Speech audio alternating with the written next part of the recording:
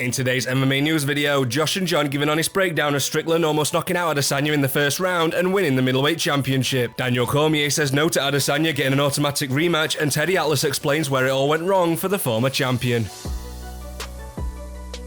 Josh and John explain how sparring and simplicity helped Strickland do the impossible at UFC 293 and discuss if Adesanya was less than 100%. Sean Strickland, you are the middleweight champion of the world. Congratulations, you sick bastard, you. I love it. Sean Strickland boxed. Yep. Now, he threw a front teep kick, and he threw that consistently, and it was effective, and that was the main kick. He maybe threw 3 kicks to the legs throughout the fight, and he sat there throwing a jab, a cross, and a hook. Yeah. That was all he threw. And he freaking, with those 3 basics, as basic as it gets, he beat a guy that is that good in the stand-up, that good of a fighter, that good overall.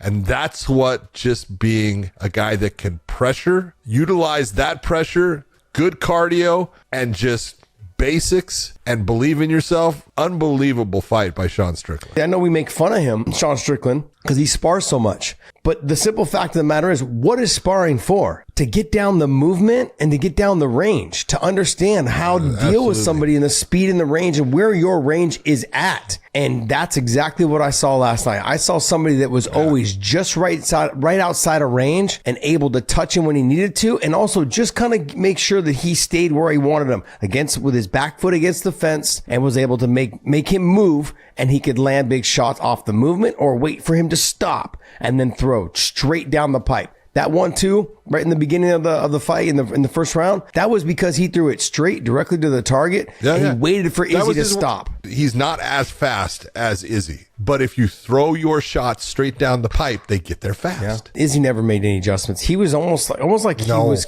okay with losing his title. He just conceded that, man, it's Sean's night. It's not my night. You know what? I'm going to get out of here without trying to get knocked out. Every time it seemed like Sean threw, it looked like it kind of bothered Izzy. Go back to that first round. He was hurt. He comes back after the end of the first round. He doesn't know what hit him. And they're telling him it was a right hand. He says, okay. And they go, how you feeling? He goes, I'm clear. And you go, you are until you get hit again. Yeah. And this is what happens in fighting, is all it takes is now one more shot. Even though you've got all this time, you are now much easier for me to cause a problem for and to make you have a disruption in that connection of your neurons. And that's what happened. It seemed like throughout the fight, and it started to get worse and worse and worse as the fight went on. It had nothing to do with Izzy having a bad night. It had everything to do with Sean Strickland's performance. He fought a fight that people just don't normally fight against Israel Adesanya. And the one guy that kind of did fight that way was Alex Pereira.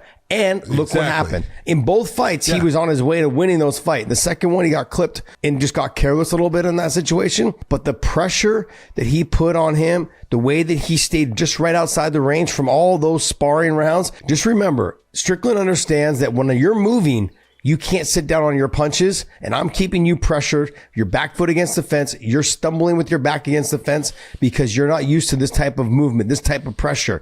And every time I land, it gives you flashbacks of that first round when I clipped you and dropped you. He fought a fantastic fight, a almost perfect performance last night. Izzy did not look overtrained. If he looked overtrained, he would have been much more tired because he took a ton of shots and he was moving backwards throughout. He was the guy that was putting out way more energy in that fight. He just got beat by a style and a guy that fought beautifully that night. And now, give it up for Sean Strickland. And Mighty Mouse shares his live reaction to the fight.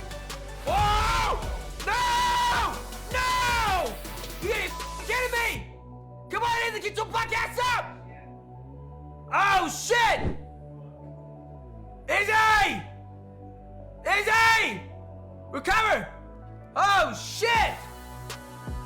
Oh my god! Shit, this is what I was talking about. Sometimes when you have somebody who's just being so disciplined of walking nice and easy across the distance, when you are a counter striker, you rely on counter-striking somebody. If somebody never opens up for you to counter-strike them, you can never get your game off. Congrats to Sean Strickland. He did the impossible that all of us thought he could not do, but he just climbed Mount Everest. He showed bravery. He showed discipline in going forward. congrats to him. He did an amazing job of solving the puzzle without adding anything different to the puzzle.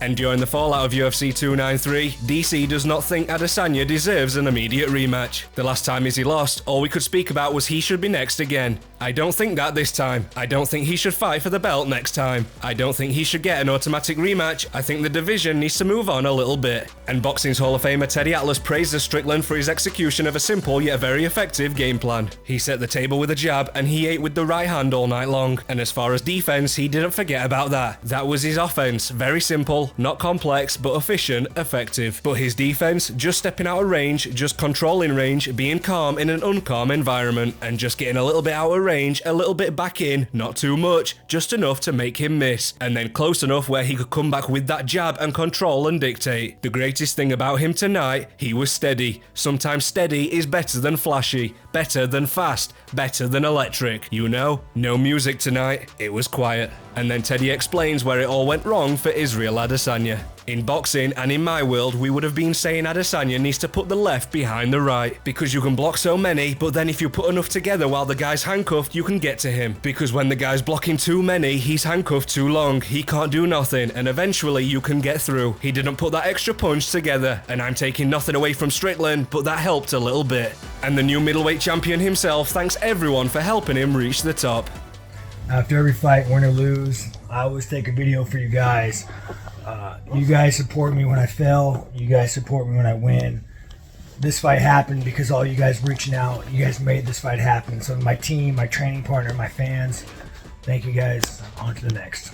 Thanks for watching. Remember to subscribe and see you in the next one. So I'ma let my chest poke out just a little. I'm headed to the top, can't stop in the middle. We are on the rise, so keep watching the sky.